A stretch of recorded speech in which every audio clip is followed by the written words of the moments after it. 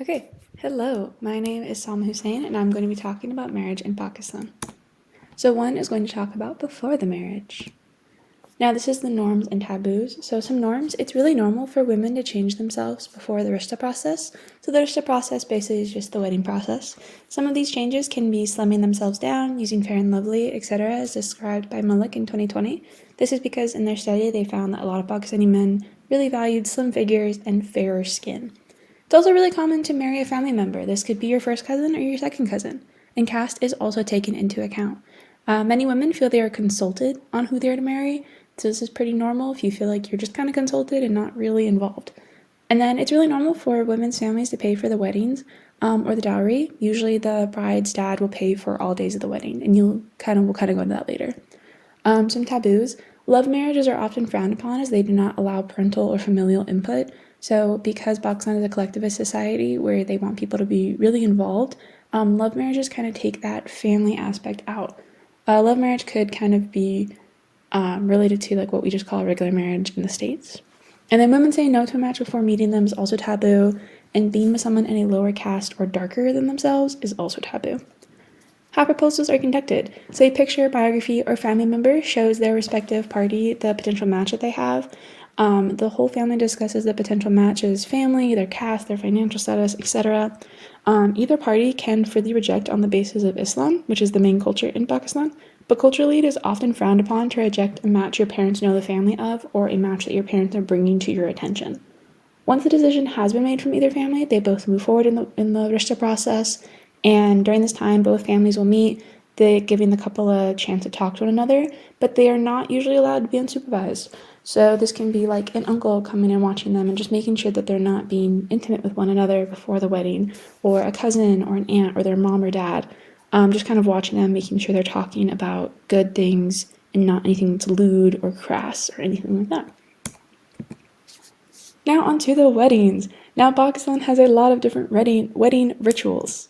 So first off is the dolki. Dolki is a term that comes from the playing of the dulak drum, which is in that picture. It's a pre-celebration about 1 to 2 weeks before the first wedding ceremony, and it's kind of like a bridal and like groom like shower.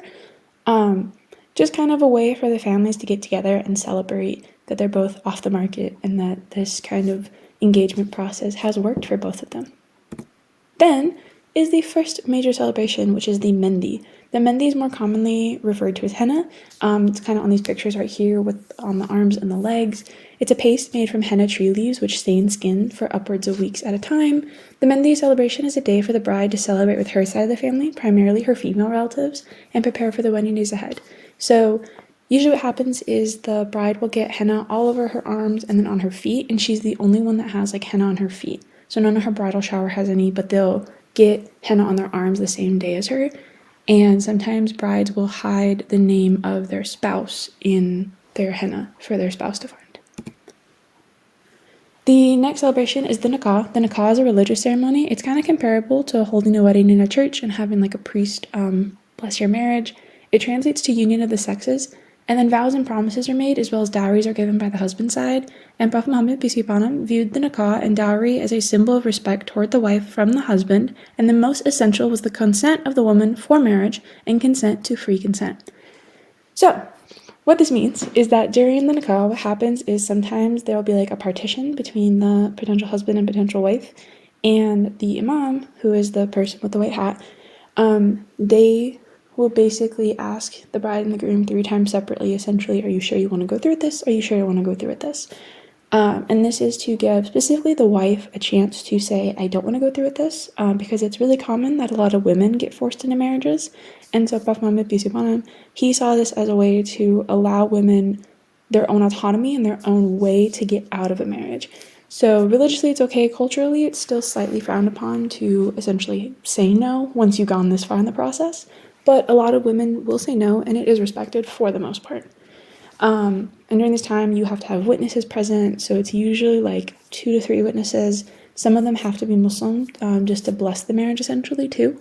So yeah, it's a very intimate process, and it's usually about like anywhere from like 5 to 10 people that the bride and the groom will invite. It's not a very big celebration because it's so intimate. Now we're going on to the walima. This is not an intimate ceremony. This is a reception held a day or so after the nikah, and a huge celebration where families will do dances, skits, songs, speeches for the couple. The couple actually sits on a stage, kind of like the one in the picture.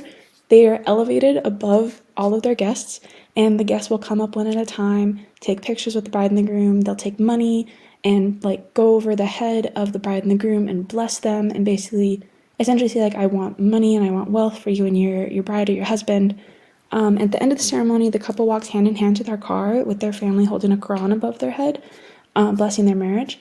And then in Pakistan, this is also typically the bride's first time being away from home, and so it can get really emotional and really sad and bittersweet, and there's a lot of tears, but a lot of celebration. And during this time frame, a lot of songs, a lot of dancing, just a lot of fun things are happening, and this is really the day to celebrate the bride and the groom, because this is after they have religiously wed. And then divorce. It's not very common culturally, but the country has seen a rise in divorce rates. Those in cities are at higher risk of divorce, and women in the workforce are at higher risk of divorcing. And this is just because in Pakistan, there's more of a focus on traditional gender roles, and a lot of men do not prefer that their wife be working in the work field. And then once divorced, it's seen as somewhat shameful for women, kind of a thing of, well, why didn't you try to step up? Why didn't you do this? And it can cause shame for other women and deter them from filing for divorce. However, like I said, there has been more of an uptick of women filing for divorce and kind of getting out of these marriages. Religiously, it's okay, but culturally, it's wrong for a lot of people, and there are different situations. And if reconciliation is wanted after a divorce, it's encouraged that the woman sees someone else before returning to their first husband. And this is just to ensure that the woman isn't going back for the wrong reason, that she's not just going back for intimacy, she's going back for emotion, like for the emotion of the relationship rather than physical intimacy, which I think is really interesting. And then my culture versus Pakistani culture. So I am Pakistani American, so that kind of does skew. There are some things I agree with, some things I don't, some things that I'm really close to and I understand. One of them, however, that I kind of find a variance of is education. So education in the US is valued even as a woman. This would hinder me in Pakistan, causing a potential divorce between me and my husband. And then gender roles are somewhat the same, but one is more loudly practiced than the other. So in Pakistan, it's more loudly kind of practiced that women are wanting to be in the house and that men don't want their women working and things like that. Even things like plus size and not fitting the gender norm, it's not uncommon, but it has similarities to preference in Pakistani men. And then similar is rural areas in America also have decent divorce rates, but it is more frequent in urban areas, just like Pakistan. So all those things together kind of amalgamate and have the variances and the similarities of my culture as an American and then my ethnic culture as a Pakistani person.